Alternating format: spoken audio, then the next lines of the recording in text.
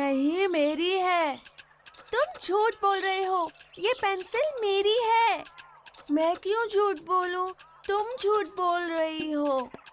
मुझे मेरी पेंसिल वापस दे दो। पर ये मेरी पेंसिल है। अब क्या हुआ? तुम दोनों किस चीज को लेकर झगड़ रहे हो? दादी माँ, ये पेंसिल मेरी है।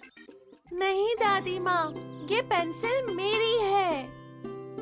मुझे दिखाओ, मैं तुम्हें बताती हूँ ये पेंसिल किसकी है। ये पेंसिल मधुरा की है। हाँ, मेरी पेंसिल। लेकिन मेरी पेंसिल भी ऐसी ही थी दादी। मुझे पता है हर्ष, लेकिन ये पेंसिल मधुरा की है। कैसे दादी? आपको कैसे पता कि ये पेंसिल मधुरा की है? मधुरा लिखते लिखते पेंसिल मुंह में डालती है तो उसके दांतों के निशान पेंसिल पे गड़ जाते हैं। ये देखो, यहाँ निशान है।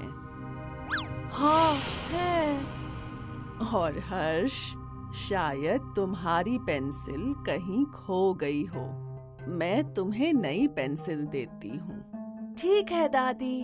दादी, आप तो बहुत होशियार हैं। आपने झट से पेंसिल पहचान ली। वो तो मैं हूँ, लेकिन गौतम बुद्ध से होशियार नहीं हूँ। गौतम बुद्ध कौन है?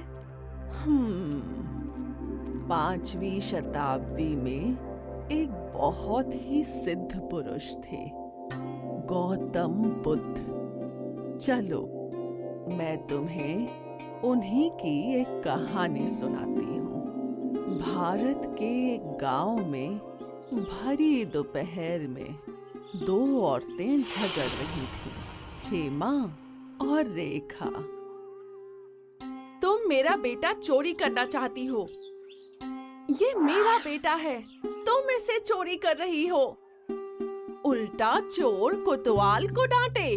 ये मेरा बेटा है। क्या बहन, क्यों झूठ बोल रही हो? मैं झूठ बोल रही हूँ या तुम? मैं अपने बेटे के लिए झूठ क्यों बोलूंगी? इन दोनों का झगड़ा सुन कुछ लोग वहां जमा हो गए। उनमें से एक ने सुझाव दिया, तुम दोनों बच्चे की कसम खाओ। मैं बच्चे की कसम खाती हूँ कि ये मेरा बेटा है। बहन, मेरे मुन्ने की झूठी कसम मत खाओ। ये मेरा मुन्ना है। सभी लोग उलझन में पड़ गए कि आखिर ये बच्चा है किसका।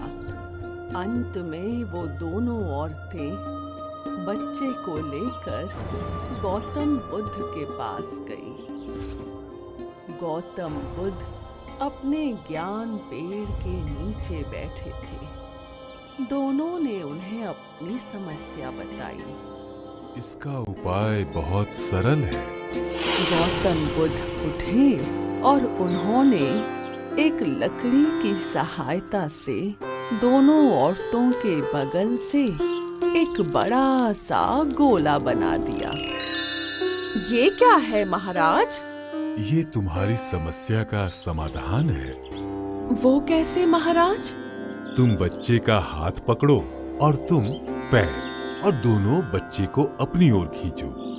तुम दोनों में से जो भी बच्चे को अपनी ओर गोले के बाहर तक खींच पाएगा, इस बच्चे की माँ वही है। गौतम बुद्ध के कहने पर दोनों ने बच्चे को खींचना शुरू किया।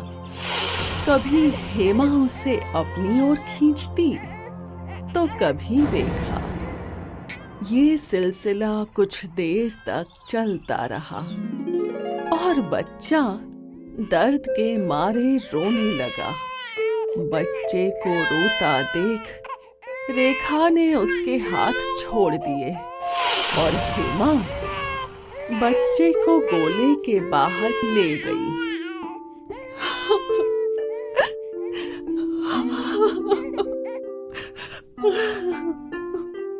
मैं ही इस बच्चे की माँ हूँ।